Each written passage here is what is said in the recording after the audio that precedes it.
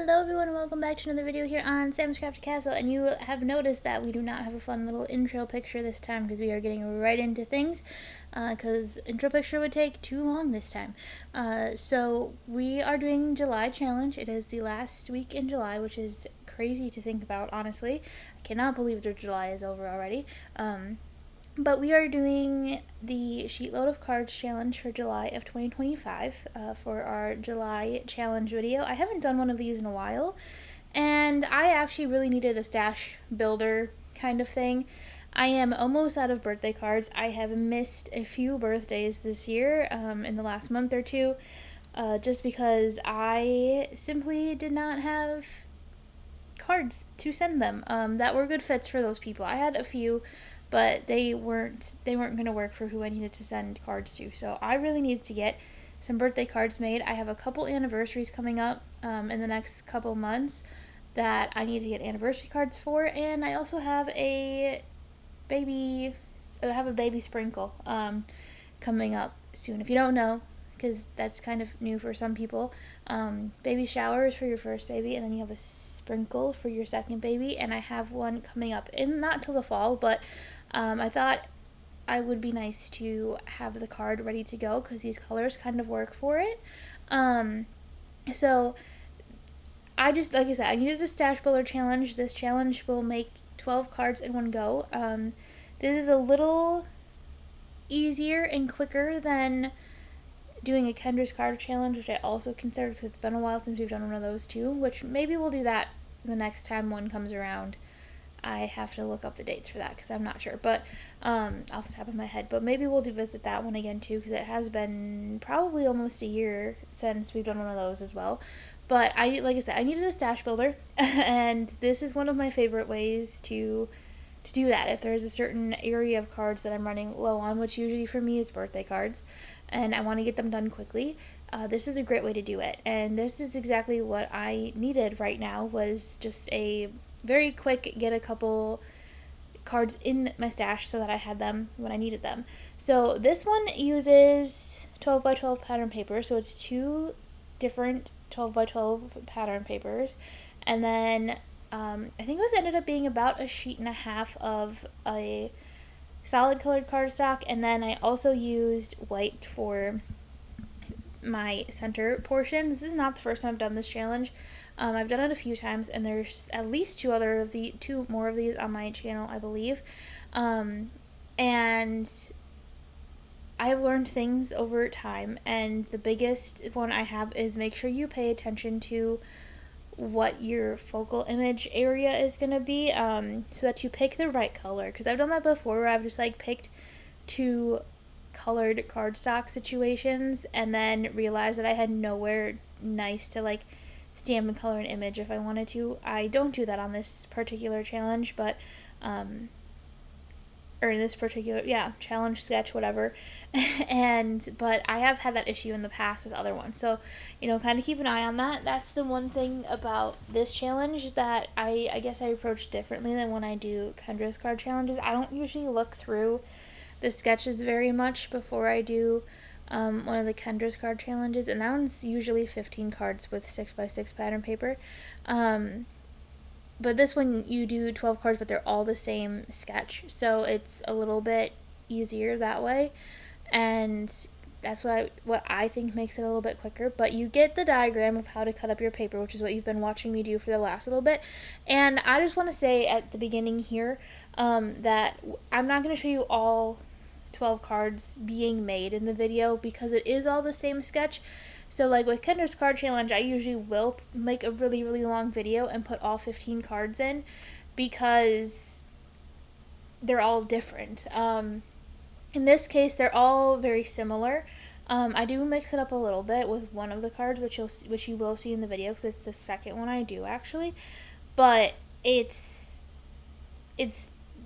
very repetitive, and honestly, I was I was getting bored editing it, and I figured you'd probably get bored watching it, and honestly this is not the most interesting thing to watch either. Most likely is me just cutting up paper, but this also gives me a chance to talk over it and talk about the challenge a little bit and everything. The other thing I want to mention before we really get into it is I will not have a supply list linked down below for this video, because I was also using this as kind of a stash buster challenge, if you will. So I was just trying to use things that I already had in my stash. I have a little plastic tub full of images that I've stamped and die cut and colored and all of that kind of stuff over time. Leftovers from other videos, things like that, leftovers if I die cut too many things for a crop and create class, all that kind of stuff. And it's starting to get very full and like overflowing, so I really needed to use up some of that. So a lot of this is just stuff that came out of there, and just things I had around. This pattern paper is just something I had in my stash. So I don't have a specific supply list down below, but if you do see something that you like, let me know in the comments, and I will do my best to track it down for you. Like I said, I won't know everything, because not everything I used was sort of like stored and labeled, but I will do my best to try and figure it out for you if there's anything that you are interested in, because I know that always happens to me. I see stuff in videos and then I want to know what it is. But yeah, so I didn't even put the little like products in the description below, little banner thing up, because I don't think I'm going to do that for this video. But like I said, or if you want to DM me on Instagram or something too, that's another way you can ask, and I will do my best to figure it out for you if I can. So now we're into the card making portion and away from the cutting portion, but there is one tip I wanted to give you, and this is really just in general, because I messed it up, but it was very early on when I was still kind of like talking about the challenge and stuff. But when you have really thin, so you can see like I have these, not so much these pieces, but the little thin strips that are up there, they're 1/2 inch strips, and if I was smart, I would have cut, just like had the 12 by 12 paper, cut a 1/2 inch off, cut a 1/2 inch off, but instead the first one I did, I, for whatever reason, decided it was a good idea to cut an inch off and then try to cut that inch strip into 1/2 inch, in half basically, and that's really tricky. Not really something I recommend doing, but I just wasn't thinking. So that's my, if you happen to do this particular July, I almost said June, July 2025 Sheetload of Cards challenge, cut off 1/2 inch at a time, not a whole inch at a time. That's just, it's easier, I promise. But now we're getting into sort of the card making stuff, so I'm going to walk you through a little bit of the cards. I'm only going to show you the first 4, because what I ended up doing is this makes 12 cards, and I really like splitting things up evenly when I can. So I did 4 birthday cards, I did 4 anniversary cards, and I did 4 baby cards, and you'll see them all at the end. I just do a quick little like flip through at the very end of the video, but I only show you the first 4. So I just show you the birthday section. And now that I'm thinking about it, I mean, I could go back and fix it, but it would be more annoying than just leaving it the way that it is and remembering this for next time I do one of these. I should have shown you one of each. Like, that would have been the smart thing to do rather than showing you all the birthday cards. But editing wise, it was kind of easiest to just show you the 4 that are together. So this stamp set, I do know what it is, so I will tell you. But if you, like I said, if you want a link for it, let me know. This is, actually no, I'm not going to tell you because I can't remember the name of it. I have just blanked. I just know it's a Gina K design set.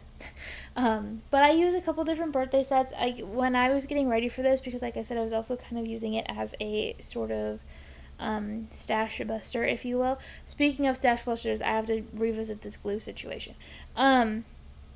But, oh, and I want to talk about that too. Okay, that first, because it's happening right now.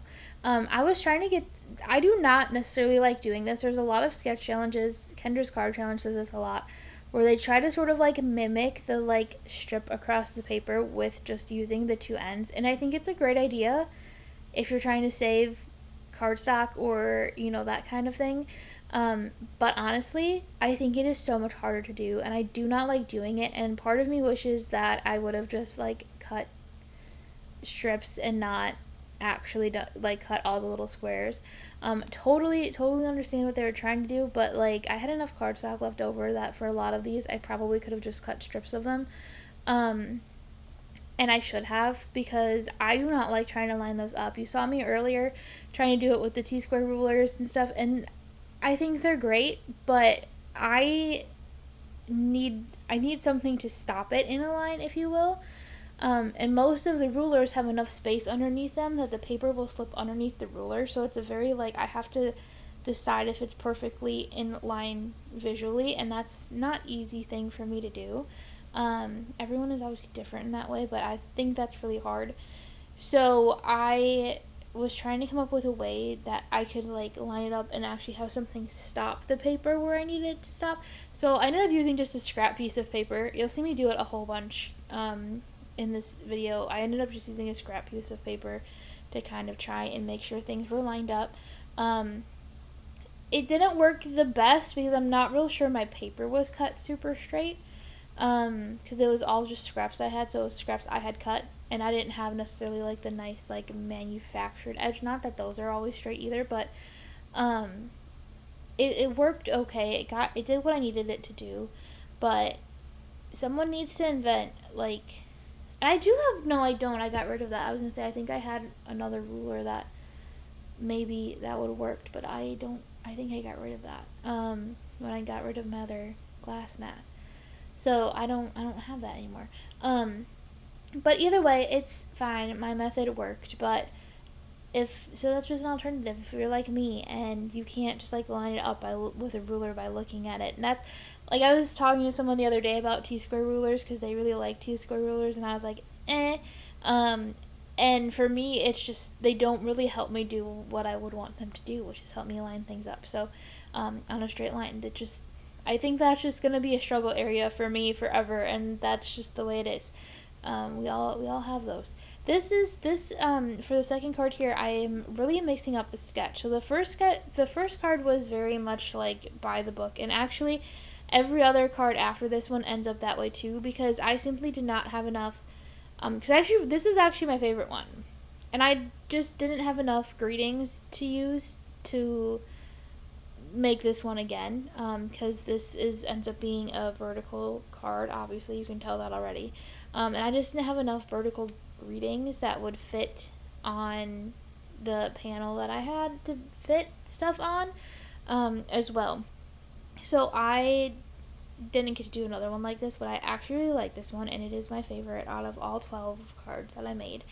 And really, after this one, they all pretty much come out like the first one. There's I did very little variation in these. I did have a couple other ideas, like there's one, I think it's the next one, well, so we'll save it, because I'm pretty sure it's the next one. But, like, did think it would be fun to, like, emboss the panel and use, like, a die cut sentiment on it or something, but I always underestimate, and this happens to me in the Kendra's card challenges too, and sometimes just other sketches that I have saved on Pinterest or whatever. Like, I tend to imagine things being bigger than they are. So, like, that white panel is actually, oh yeah, there's a little blooper in there, because I kind of double stamped this on accident. I didn't even realize, I still didn't see where the paper moved, but somewhere it moved. But I always think that these panels are, like, bigger in my brain than they are in real life, and then all of a sudden I get them and I'm like, oh dang, that's actually tiny. And that's kind of what happened here, is I thought I was going to have all this room to, like, do fun stuff with, but most of them, the greetings took up the whole thing. Now, I guess also that's a me thing too, because I tend to like bigger greetings. I have a few small ones, and you will see at the last birthday card I do has a fairly small greeting on it, but for the most part I tend to gravitate towards greetings that are a little bit bigger and take up a little more space a lot of times, so that's part of it. Oh, this is another little tip. This die cut, I wanted to add, I had this little flower, and I kind of wanted to add, I still have to talk about that glue too, I wanted to add a little extra something to it, which is really the only time I add a little extra something to the flower, because honestly it didn't need it, but that little leaf that I had there was too big, and took up too much space, and then I was able to cut off a little branch of it and put it on the other side, so that it got kind of that kind of branchy thing going on. So that's, don't be afraid to cut your die cuts. Don't cut your actual dies. That's bad, and I don't even know if you could do that, but you can, kind of cut up your die cuts. It's kind of like cutting up your stamps, which I have only done once or twice because it kind of freaks me out. But for the most part, like, you're not really going to hurt anything. It just scares me. So I also had pulled out my foil stuff because I have a whole baggie full of foil panels that I really need to use. And I had this happy birthday.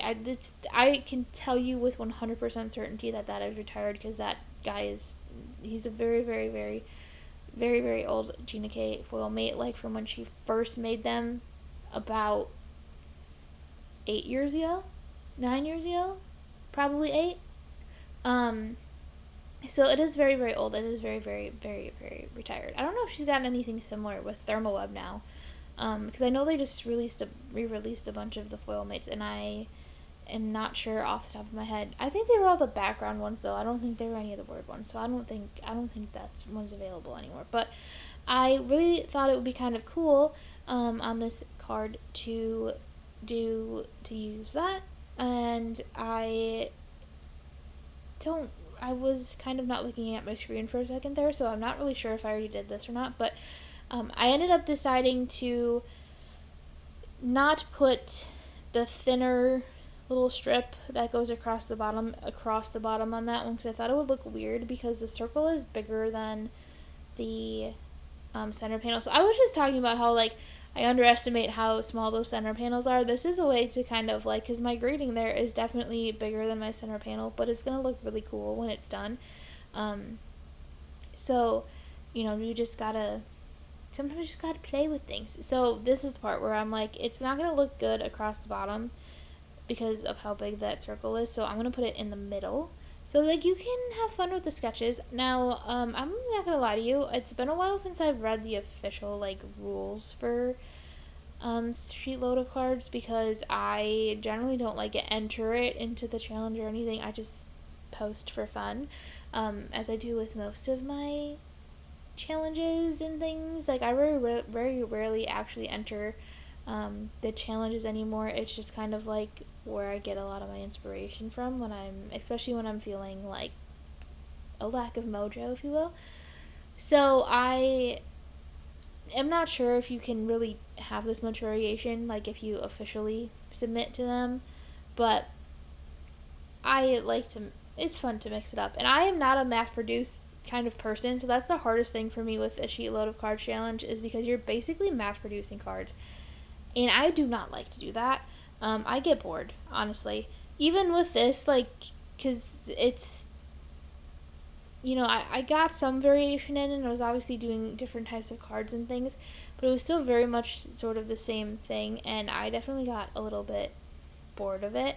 I like doing repetitive things a lot of times, which is kind of why I like these challenges because I can kind of get into a groove with it and everything.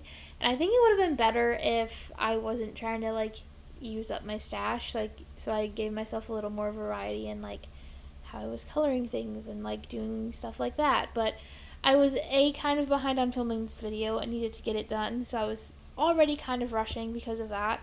And 2, I needed one of those birthday cards, so I was rushing because of that, and I just wasn't really, like, taking my time to do it, and I should really try to do one of these challenges not for a video because it is a little less stressful to do them not for a video, and you can have a little more creative fun with them. But I was thinking, like, it would be fun to, like, emboss the white panel. Like, I almost did that on the birthday one, but it was going to cover up too much. And then I feel like there was one other one that I almost did that on, but I didn't for some reason. I don't know. Maybe I changed my mind on what stamp I was going to use or something. But these are from Concord & I don't know if this set is out yet, because I got it from Crop and Crate, and I don't think I've seen it come out yet. But it's been a little bit since I've, like, followed up on that. And I got these. This is not my best coloring. Okay, so this is not a coloring video. If you want a coloring video, go back and watch the Poppy Garden mini slimline from a couple weeks ago, because that was a much better coloring video. But I got these new markers from my aunt. She had bought them and wasn't using them, so she asked me if I would like them because I love markers. And they are the Karen brush marker pros, like the watercolor markers. And this was just like literally my first time using them. It was my tester. My coloring is not great. I had never picked them up before this moment. I didn't even have them swatched, which I would have picked entirely different colors if I had, if I'm being entirely honest. But this was just me playing with them. I don't do anything there. I know for a fact that I can go on YouTube eventually and find all kinds of different techniques and stuff to do with them and better tips, but I just wanted to sort of get a feel for them, and they've been sitting around for almost a month at this point, and I hadn't used them, and I was itching to use them, so I was like, okay, on these little tiny images, I will just get them out and I will use them. And yeah. Also, shout out to this stamp set that I'm using right here. I meant to look this up before I started filming this voiceover, and I did not, so I'm going to try to talk and look it up at the same time. But this stamp set that I'm using right now is the Gina K Designs Scripty Sayings. I think it might be retired now because it is pretty old. And not super... Oh, no, it is still here. It does still exist. But this was one of my first Gina K stamp sets that I ever got, was this Scripty Sayings. And it's been in, I've had it forever. Probably like 9 or 10 years or so that I've had it. I've used it before. This isn't the first time I've used it. It's not like one of those, it's just been sitting there being unused, but it's definitely one that's gotten lost in the shuffle of things, and like I don't reach for it as often as I used to, basically.